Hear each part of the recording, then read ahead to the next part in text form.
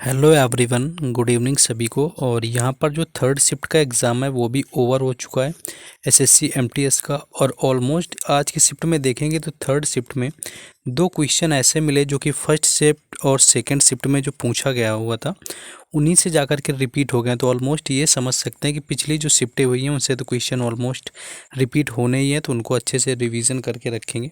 तो third shift में वो दिखाएंगे कि कौन से दो क्वेश्चन हैं जो कि रिपीट हो गए आपकी शिफ्ट में।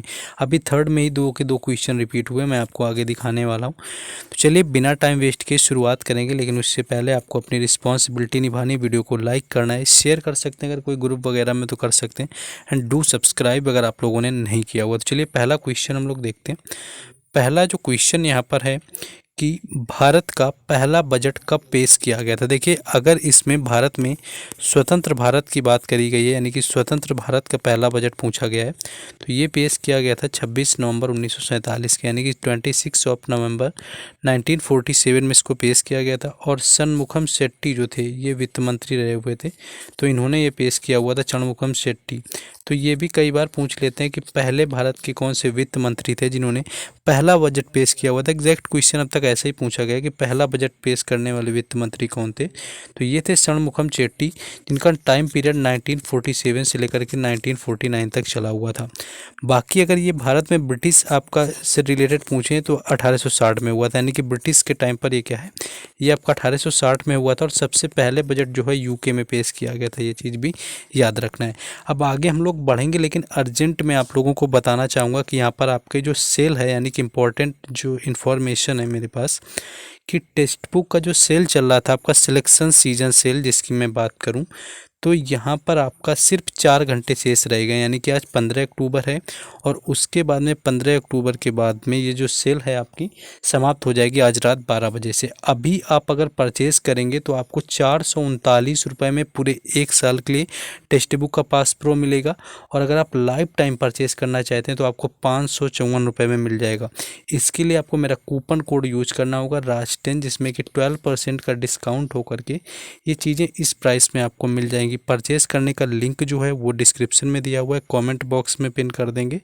लेकिन ये बता दें कि आज के रात, यानी कि आज रात 12 बजे से, यानी 15 अक्टूबर के बाद में ये आपका 699 में हो जाएगा, यानी कि इतना ही प्राइस आपका ऑलरेडी चल रहा था अभी तक। बेहतरीन मौका है 4 साल का। अगर आप 12 बजे से पहले वीडियो देख रहे हैं और लेना चाहते हैं तो मैं सजेस्ट करूँगा कि ये लाइफ टाइम वाला लेना है, 554 का। इसमें आपको लाइफ टाइम मिलेगा। लगातार मॉक दीजिए, प्रीवियस ईयर पेपर दीजिए, कोई भी एग्ज़ाम हो, एग्ज़ाम की तैयारी कोई भी state exam, SSC, railway, banking, सारे एग्ज़ाम ऑलमोस्ट इसमें कवर हो जाएंगे। तो फटाफट से ख़रीद लेना है जिनके पास अभी नहीं है या लेने वाले हैं। बाकी चीज़ें बाद में देखेंगे, और टेक्स्ट बुक से बेहतर प्लेटफॉर्म कोई टेस्ट का है ही नहीं, तो जाकर के परचेज़ कर लेना सभी को। नेक्स्ट क्वेश्चन यहाँ पर अगला है जो कि पूछा गया था कि बाल गंगाधर तिलक ने किसे डायमंड ऑफ इंडिया कहा हुआ था, यानी कि भारत का हीरा जो है ये बाल गंगाधर तिलक ने किसको कहा हुआ था। तो ये इसका आंसर था गोपाल कृष्ण गोखले। जो गोपाल कृष्ण गोखले थे ये कौन थे आपके, इनको कहा हुआ था बाल गंगाधर तिलक ने डायमंड ऑफ इंडिया। बाकी ये थे कौन, बात करूं तो ये गांधी जी के राजनीतिक गुरु थे, ये चीज़ भी याद रखना है, गांधी जी के राजनीतिक गुरु थे। बाकी अगर सुभाष चंद्र बोस के भी पूछे जाते हैं, यानी कि एससी बोस जो थे, इनके राजनीतिक गुरु कौन थे, सुभाष चंद्र बोस के तो इनके सीआर दास थे, यानी एससी दास बोस के सीआर दास, यानी जो चित्तरंजन दास थे वो सुभाष चंद्र बोस के रहे हुए थे। तो ये आपको याद रखना है। डायमंड ऑफ इंडिया का जो राइट आंसर था वो आप था गोपाल कृष्ण गोखले।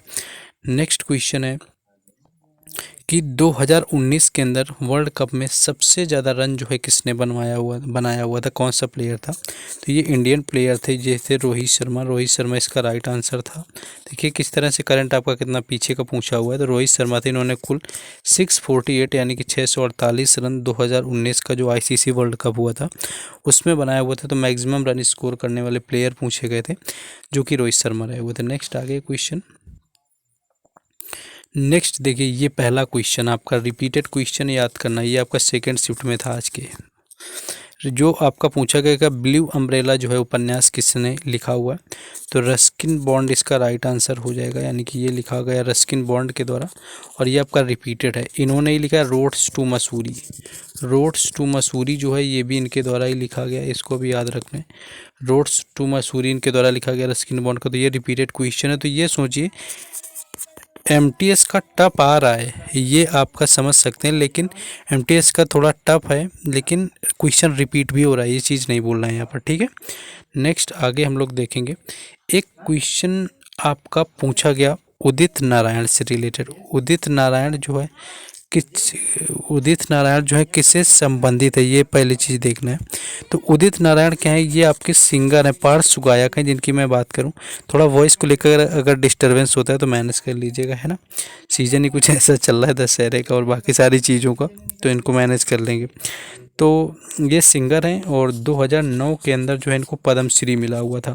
तो सिंगर आपसे पूछा गया होगा, तो पद्म श्री जो है इनको मिला 2009 के अंदर। और यही पद्म भूषण की बात करें कि इनको कब मिला, तो ये मिला हुआ था 2016 के अंदर। तो दोनों अवार्ड भी याद रखने हैं उदित नारायण से रिलेटेड, क्योंकि अवार्ड भी इनके पूछे जा सकते हैं। 2016 में मिला इनको पद्म भूषण और 2009 के अंदर पद्म श्री मिला हुआ था। तो ये क्वेश्चन आपका पूछा गया था। नेक्स्ट क्वेश्चन एक ये आपका पूछा गया था एग्जैक्ट कि WPL 2023 नहीं, आपका 2024 नहीं, आई थिंक 2023 पूछा गया था। दोनों का सुन लो। देखिए WPL अगर 2024 का आपका पहला मैच पूछा गया कहाँ पर हुआ था, तो ये आपका खेला गया था बेंगलुरु में। बेंगलुरु में आपका खेला गया था, ये आपको याद रखना है। 2024 का पहला मैच जो कि था चिन्ना स्वामी स्टेडियम में, ये चीज़ याद रखना है।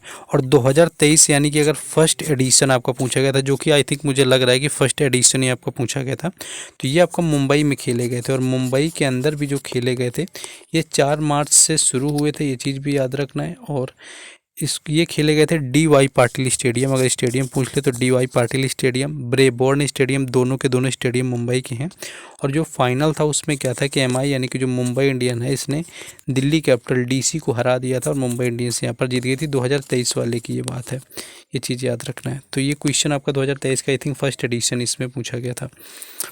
नेक्स्ट क्वेश्चन है, डेक्कन में हर्षवर्धन को किसने हराया हुआ था, तो ये चालुक्य डायनेस्टी के आपके शासक थे जिन्होंने हराया हुआ था, और जिनका नाम था पुलकेशन सेकेंड। पुलकेशन जो देती थे इन्होंने हराया हुआ था, पुलकेशन सेकेंड थे, इन्होंने हराया हर्षवर्धन को दक्कन में। और कहाँ पर हराया हुआ था, तो ये आपका नर्मदा नदी के तट पर, क्योंकि नदी भी ये इंपॉर्टेंट है कि नर्मदा नदी के जो है तट पर इनको हराया हुआ था हर्षवर्धन को, जो चालुक्य डायनेस्टी से आते थे पुलकेशन सेकंड। तो ये क्वेश्चन भी आपका पूछा गया। देखिए इन क्वेश्चंस की PDF हम आपको डेली का डेली टेलीग्राम चैनल और व्हाट्सएप चैनल पर देते हैं, तो उनका लिंक डिस्क्रिप्शन में, तो वहाँ से जुड़ जाना। नेक्स्ट क्वेश्चन है कि आपका कुथू डांस पूछा गया था, यानी कि जो कुथू नृत्य है वो आपका किस राज्य से रिलेटेड है, तो ये आपका है तमिलनाडु से रिलेटेड। तो कुथू आपका जो डांस है ये तमिलनाडु से रिलेटेड है।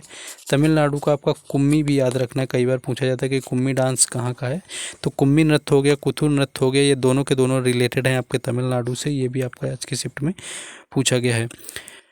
नेक्स्ट क्वेश्चन है कि आपका P सुंदरम पिल्लई किस नृत्य से आपके संबंधित है, ये भी आपका PYQ का क्वेश्चन था, ठीक ठाक ही देखिए पूछा गया। तो P सुंदरम पिल्लई की अगर मैं बात करूं तो ये भरतनाट्यम से रिलेटेड है, भरतनाट्यम इसका राइट आंसर हो जाएगा, भरतनाट्यम से रिलेटेड हैं। और भरतनाट्यम से ये तंजावुर शैली के लिए जाने जाते हैं, ये चीज़ भी याद रखना। और बाकी भरतनाट्यम तो सभी को पता है कि तमिलनाडु स्टेट का क्लासिकल डांस है। तो के सुंदरम पिल्लई का यहाँ पर पूछा गया था, ये चीज़ भी याद रखना है। नेक्स्ट आगे क्वेश्चन है, हाँ कांग्रेस के फाउंडर आई थिंक आपके पूछे गए थे कि स्थापना किसने करी, तो फिर आपको A.O. ह्यूम दिया होगा, यानी कि A.O. ह्यूम थे, इन्होंने कांग्रेस की स्थापना करी और ये 1885 में करी हुई थी, 1885 में, ये चीज़ भी याद रखना है।